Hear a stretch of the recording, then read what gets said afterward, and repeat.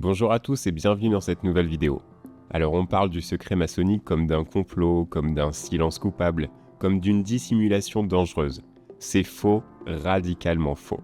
Le secret maçonnique n'a jamais eu pour fonction de cacher des crimes ni de protéger des privilèges. Il sert à autre chose. Il sert quelqu'un, il sert le travail intérieur. Depuis 3 siècles, ce mot déclenche fantasme, peur et fantasme encore. On imagine des mots interdits, des rites cachés, des révélations explosives. En réalité, le secret maçonnique est banal dans sa forme, profond dans sa fonction. Il existe dans tous les rites réguliers et continentaux. RE2A, rite français, rite d'York, régime écossais rectifié, mais son sens échappe presque toujours au public, et parfois même aux initiés. Ce secret ne protège pas des informations, il protège une expérience, il ne cache pas un savoir, il préserve un cheminement. La question n'est donc pas que cachent les francs-maçons. La vraie question est pourquoi certaines choses ne peuvent pas être dites sans être détruites. Si tu veux comprendre le secret maçonnique, il faut abandonner l'idée du scandale et entrer dans une logique de transmission. Aujourd'hui, on va poser les bases, sans trahir, sans fantasmer, sans simplifier, juste comprendre ce qu'est le secret. Si tu t'intéresses à la franc-maçonnerie sans fantasme ni complaisance, cette chaîne est faite pour toi. Ici, on parle histoire, symbolisme, méthode, sans révélation tapageuse et sans discours flou. Abonne-toi maintenant, active la cloche, chaque vidéo est pensée comme une pièce d'un ensemble cohérent. Manquer une étape, c'est perdre du sens. Tu trouveras ici des analyses rigoureuses, accessibles aux profanes, utiles aux chercheurs sincères, et si tu veux comprendre avant de juger, reste avec nous. La suite commence maintenant. Partie 1, les fondations, l'histoire et la fonction du secret. Le secret n'est pas né avec la franc-maçonnerie moderne, il est plus ancien. Il vient des corporations opératives du Moyen-Âge. Les bâtisseurs protégeaient leurs signes, leurs mots, leurs gestes, non par mystère, mais par survie économique. Au XVIIe siècle, cette logique change. Les loges deviennent spéculatives et elles accueillent des francs-maçons non opératifs. Le secret change alors de nature. Il ne protège plus le métier, il encadre une méthode. Dans le rite français, le secret est d'abord moral. Il rappelle la discrétion, la maîtrise de la parole, le respect du cadre collectif. Rien d'occulte, tout est éthique. Au RE2A, le rite écossais ancien et accepté, le secret prend une dimension progressive. Chaque degré structure l'accès, non à des informations mais à des niveaux de lecture. Ce qui est dit au premier degré reste vrai, mais incomplet et volontairement. Dans le régime écossais rectifié, le secret est intériorisé. Il s'inscrit dans une démarche chrétienne. Le silence devient ascèse, le non-dit devient travail spirituel. Le secret élève, mais il ne dissimule pas.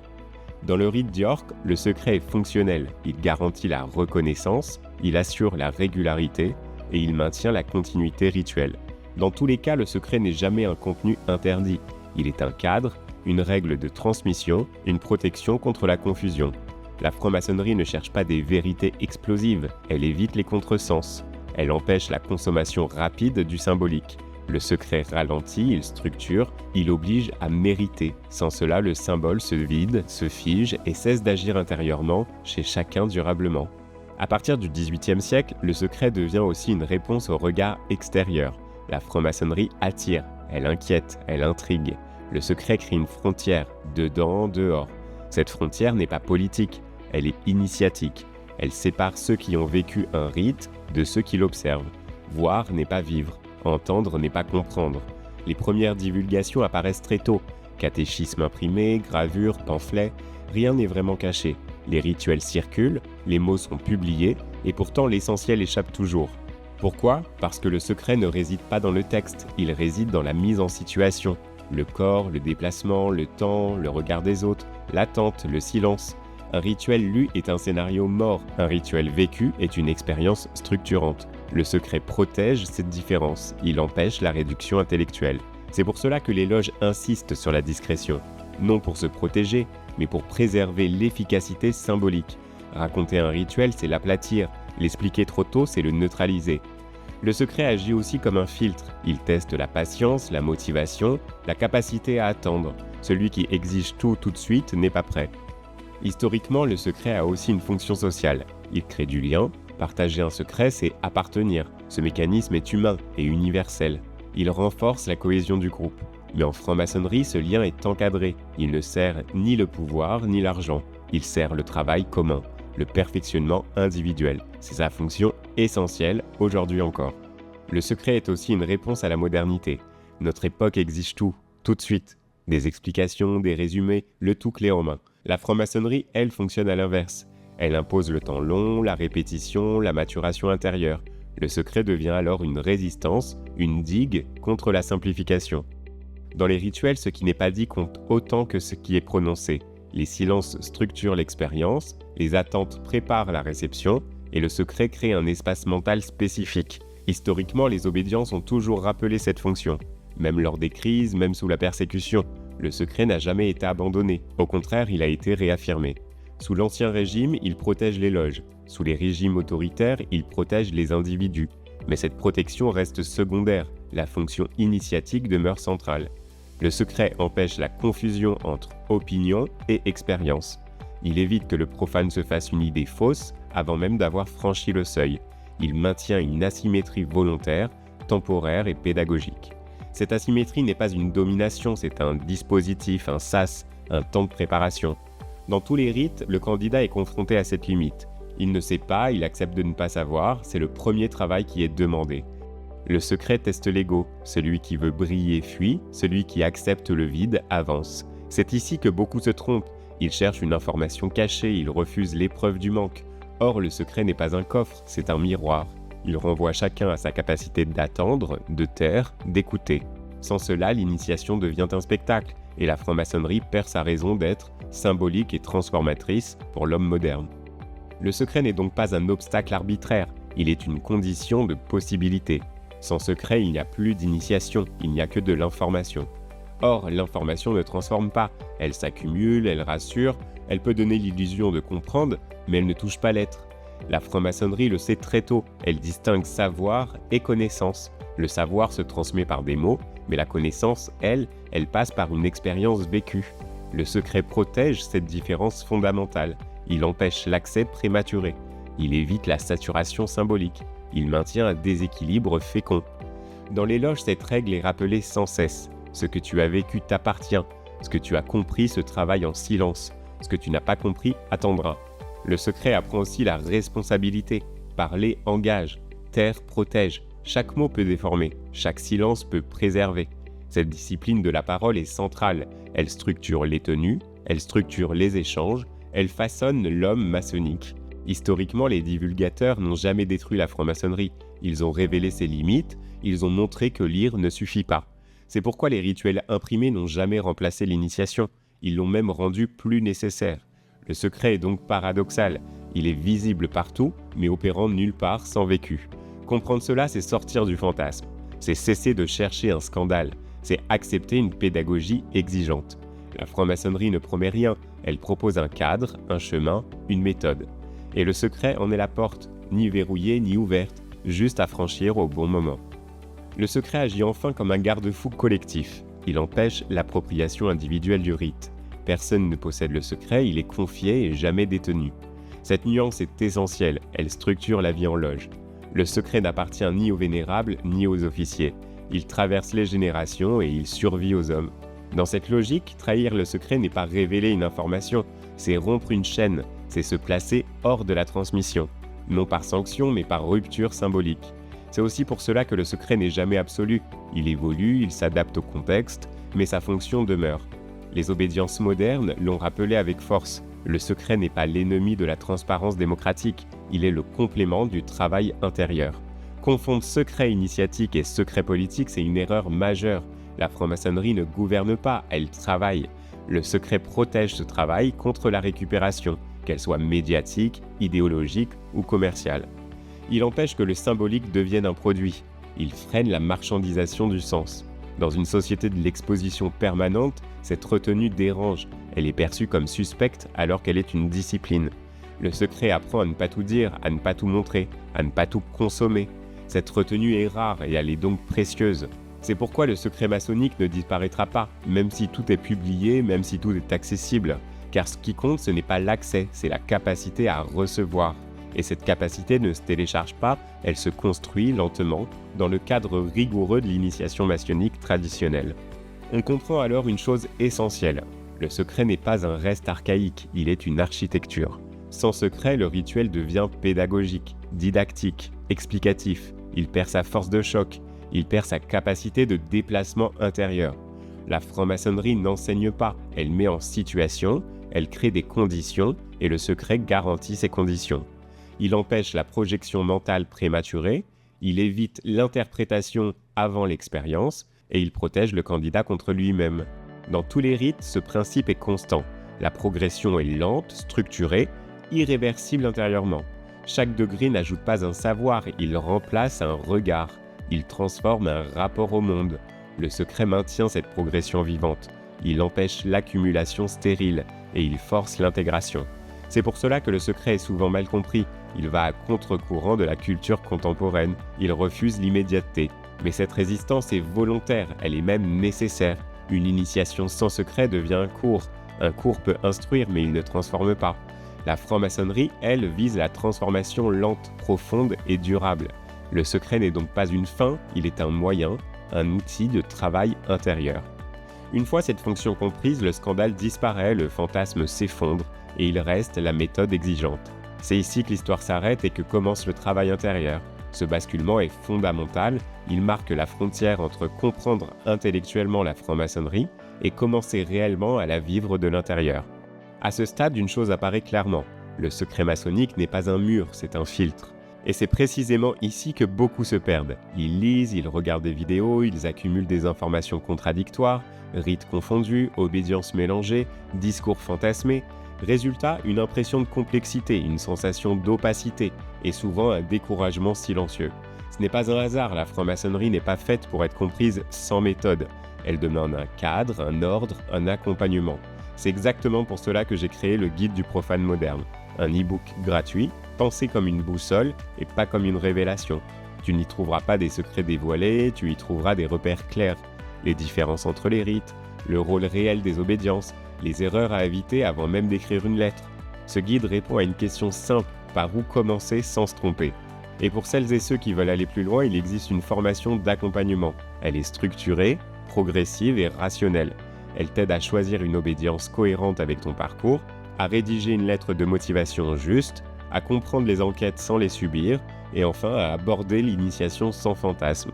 La formation ne promet rien, elle clarifie, elle simplifie et elle évite les impasses. Le secret reste lui intact, mais le chemin devient lisible. Si tu veux cesser de errer dans la confusion, le lien est en description. Le travail commence toujours par une méthode.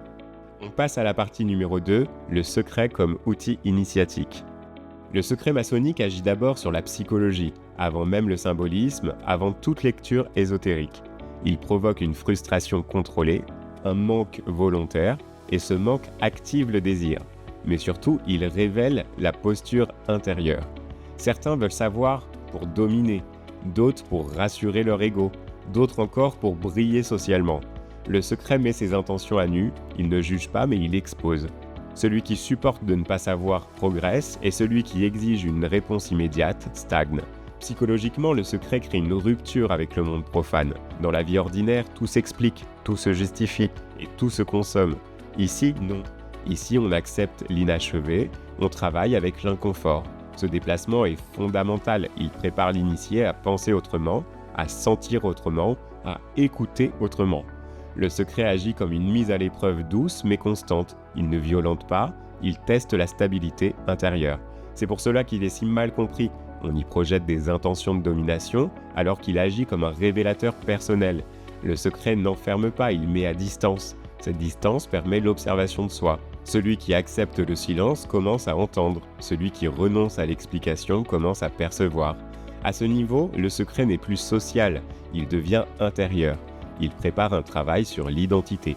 Qui suis-je quand je ne peux pas expliquer, quand je ne peux pas convaincre, quand je dois simplement vivre ce qui m'est donné? C'est là que commence réellement l'initiation.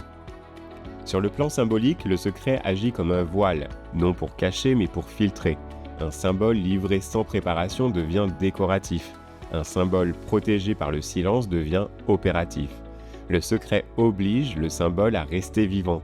Il empêche sa fixation intellectuelle et il interdit la conclusion définitive. Dans les rituels, le symbole n'est jamais expliqué totalement. Il est montré, mis en scène, puis laissé en suspens. Ce suspens est volontaire, il crée un travail de retour sur soi, une rumination lente, une digestion intérieure. Le secret empêche la clôture du sens. Il maintient le symbole ouvert, disponible et évolutif. C'est pour cela que deux frères ne vivent jamais le même symbole de la même manière. Le secret protège cette pluralité. Il évite l'orthodoxie interprétative. Dans une loge, expliquer trop vite revient à appauvrir. Dire définitivement revient à fermer. Le secret, lui, maintient l'humilité herméneutique. Personne ne possède le sens, chacun en reçoit une part. Ce mécanisme est profondément initiatique. Il rompt avec la pensée dogmatique et il apprend à habiter l'incertitude. Dans les traditions ésotériques, le secret joue le même rôle. Il empêche la profanation de sens, non par mépris mais par protection du processus intérieur. Le secret n'est donc pas un refus de transmettre, c'est une transmission différée, progressive, adaptée à la maturité de celui qui reçoit. Sans ce filtre, le symbolisme devient décoratif, avec lui il devient transformateur. Le secret maintient cette tension féconde entre voir et comprendre, entre entendre et intégrer. C'est là sa puissance réelle. Sur le plan ésotérique, le secret remplit une fonction précise. Il empêche la dissociation entre le signe et l'expérience. Dans les traditions initiatiques, révéler trop tôt est une faute, non morale mais opérative. Un symbole compris intellectuellement avant d'être vécu perd sa charge. Il devient un concept et il cesse d'agir. Le secret maintient l'énergie symbolique intacte. Il empêche la dispersion, il canalise. C'est pour cela que l'initiation se fait dans un ordre strict. Chaque étape prépare la suivante. Chaque silence prépare une réception future. Le secret agit comme une valve, il régule l'accès et il évite la surcharge. Dans le RE2A, cette logique est évidente. Les degrés ne livrent pas des réponses, ils déplacent des questions. Dans le rite français, le secret est plus discret, mais tout aussi opératif. Il protège l'intention du travail.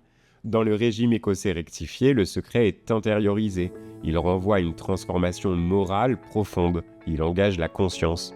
Dans tous les cas, le secret évite l'illusion de maîtrise. Celui qui croit savoir cesse de rechercher et celui qui cherche reste vivant. L'ésotérisme maçonnique n'est pas un stock de connaissances, c'est une dynamique, un mouvement intérieur. Le secret maintient ce mouvement, il empêche la fixation et il oblige à recommencer. C'est pour cela que le secret est souvent vécu comme frustrant. Il retire ce que l'ego réclame, il offre ce que l'être peut recevoir. Ce décalage est volontaire, il est au cœur du dispositif initiatique. Sans secret, l'ésotérisme devient folklorique. Avec lui, il reste opératif, actif et transformateur. Le secret agit aussi sur la relation à l'autorité.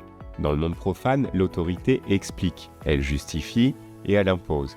En franc-maçonnerie, l'autorité se tait, elle montre et elle laisse vivre. Ce silence est pédagogique, il oblige l'initié à produire son propre travail et il empêche la dépendance intellectuelle.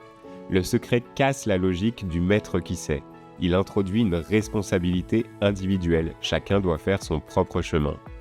Dans une loge, personne ne peut penser à la place de l'autre. Le secret garantit cette autonomie intérieure. C'est pour cela que les instructions sont minimales et que les explications sont rares, que les réponses définitives sont absentes. Ce manque n'est pas une défaillance, c'est un choix. Le secret protège l'initiation contre la paresse mentale, il interdit la consommation passive du sens. Psychologiquement, cela produit un déplacement profond. L'initié cesse de demander, il commence à observer. Ce changement de posture est décisif, il transforme la relation au monde, au savoir et à soi-même. Le secret apprend aussi la retenue émotionnelle. Tout ne doit pas être exprimé, tout ne doit pas être partagé.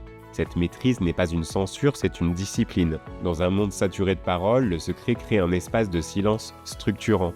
Ce silence n'est pas vide, il est chargé et il travaille. C'est là que beaucoup échouent, ils confondent silence et absence, alors qu'il s'agit d'une présence autrement organisée. Le secret maçonnique enseigne cette présence, discrète, stable et intérieure. Le secret agit enfin comme un miroir existentiel. Il renvoie chacun à sa propre limite. Dans la vie profane, la limite est vécue comme un échec, comme une frustration ou comme une injustice. En initiation, la limite devient un outil. Elle structure et elle oriente. Ne pas pouvoir dire oblige à être. Ne pas pouvoir expliquer oblige à intégrer. Le secret révèle la relation que chacun entretient avec le contrôle. Celui qui veut tout maîtriser souffre et celui qui accepte l'incomplétude avance. Cette dynamique est centrale, elle traverse toute la démarche maçonnique. Le secret empêche la fusion émotionnelle, il évite les confusions des registres, il maintient une juste distance entre les êtres. Cette distance protège le travail collectif, elle empêche la projection et elle évite l'idolâtrie. Le secret n'élève personne au-dessus des autres, il met tout le monde au travail. Dans une loge, le silence est partagé. Personne ne possède la clé finale. Personne ne clôt le sens. Cette égalité devant le secret est fondamentale. Elle rappelle que le chemin importe plus que le résultat. Le secret apprend aussi à vivre avec le non-savoir, sans angoisse, sans fuite. Cette capacité est rare et elle est précieuse. Elle transforme la manière d'habiter le monde, de rencontrer l'autre et de se rencontrer soi-même. Le secret n'est donc pas un repli, c'est une ouverture intérieure. Mais une ouverture exigeante, qui ne flatte pas, qui ne rassure pas immédiatement. C'est pour cela que la franc-maçonnerie ne cherche pas à séduire, elle propose et elle attend. Le secret marque cette attente. Il est le gardien discret d'un travail qui ne supporte pas la précipitation. Le secret agit également sur la mémoire, pas la mémoire intellectuelle, mais la mémoire existentielle.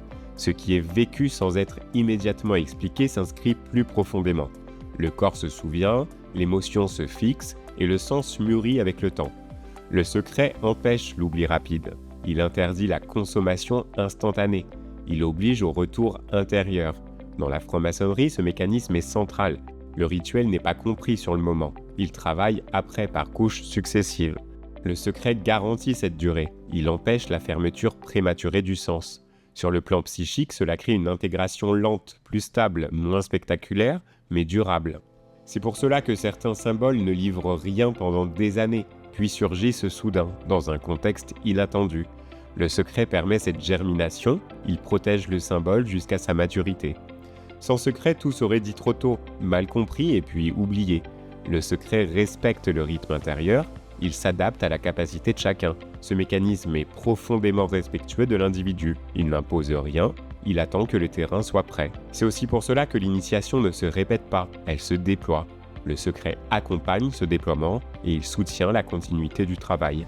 À ce stade, on comprend que le secret n'est pas une rétention, c'est une pédagogie du temps. C'est une pédagogie rare, exigeante et à contre-courant, mais sans laquelle la transformation intérieure resterait superficielle.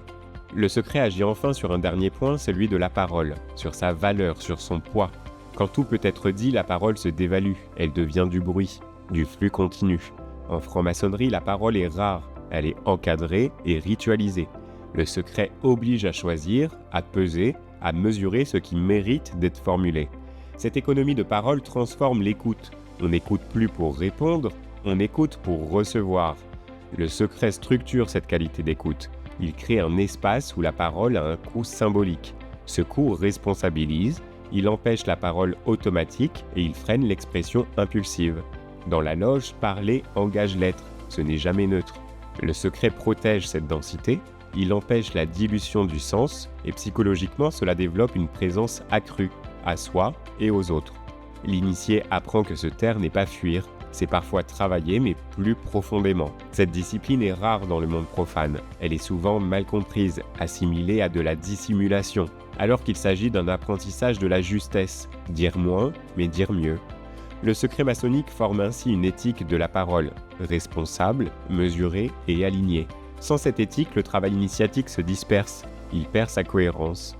Le secret agit donc comme un cadre invisible, il soutient l'ensemble de l'édifice. Quand on le comprend, on cesse de le craindre, on commence à en percevoir la nécessité. Il ne ferme rien, il ordonne, il structure, et c'est précisément ce qui le rend indispensable. Arrivé ici, le secret change encore de statut. Il ne fait plus obstacle, il devient un compagnon. L'initié cesse de lutter contre lui et il apprend à travailler avec. Le secret n'est plus perçu comme un manque, mais comme un espace intérieur disponible. Cet espace permet une transformation silencieuse, sans validation extérieure et sans mise en scène. Le secret retire alors le regard du monde et il recentre le travail sur l'essentiel. C'est ici que se joue la différence fondamentale entre une démarche initiatique et une quête identitaire.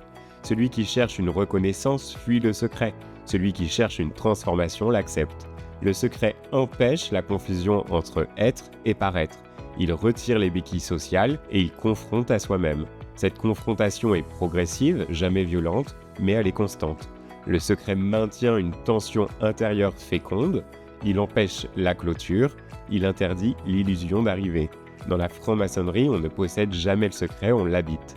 Cette habitation transforme le rapport au temps, à la parole et à l'autre. Le secret devient alors une éthique de vie, discrétion, justesse, responsabilité. Il déborde la loge, il s'infiltre dans le quotidien. L'initié n'a plus besoin de dire, il agit différemment. C'est ici que le secret révèle sa nature ultime. Il n'est pas fait pour être gardé, il est fait pour être intégré. Une fois intégré, il n'y a plus rien à cacher parce qu'il n'y a rien à montrer. Il reste un travail silencieux, lent, exigeant et profondément transformateur. Alors en conclusion, on peut dire que le secret maçonnique ne se résume pas à ce qui est tu. Il désigne une manière de transmettre sans réduire, une manière de transformer sans expliquer. Ce secret n'a rien de spectaculaire, il agit lentement et en profondeur, là où les discours échouent. Comprendre cela change tout. Le scandale disparaît, le fantasme s'effondre et il reste une méthode exigeante. Si cette vidéo t'a aidé à y voir plus clair, c'est que le travail commence, pas dans la révélation, mais dans le cheminement. Sur cette chaîne, chaque vidéo s'inscrit dans une progression. Rien n'est isolé. Tout se répond. Les symboles, les rites, la méthode. Je te conseille maintenant une autre vidéo essentielle, celle où j'explique la différence entre les rites maçonniques, sans confusion et sans hiérarchie fantasmée. Tu comprendras pourquoi le choix d'un rite n'est jamais anodin et pourquoi tant de candidats se trompent dès le départ. Cette vidéo prolongera directement ce que nous venons de voir. Elle t'aidera à structurer ta réflexion, à éviter les erreurs classiques et à avancer avec lucidité. Si tu veux aller encore plus loin, le guide du profane moderne t'attend. Il est gratuit, il est méthodique et il est conçu pour clarifier avant d'agir. Et si tu souhaites un accompagnement plus poussé, la formation est là pour ça. Pas pour promettre, mais pour ordonner et pour simplifier. La franc-maçonnerie ne se révèle pas, elle se pratique, elle se vit dans le temps. Le secret n'est pas une fin, c'est une porte discrète et exigeante. À toi de décider quand la franchir. Reste ici pour continuer ce parcours, regarde, compare, questionne et surtout avance sans précipitation. Chaque étape compte, chaque silence aussi. Le secret n'est pas une fin, c'est une porte discrète et exigeante. Je te remercie d'avoir regardé cette vidéo et je te dis à très bientôt.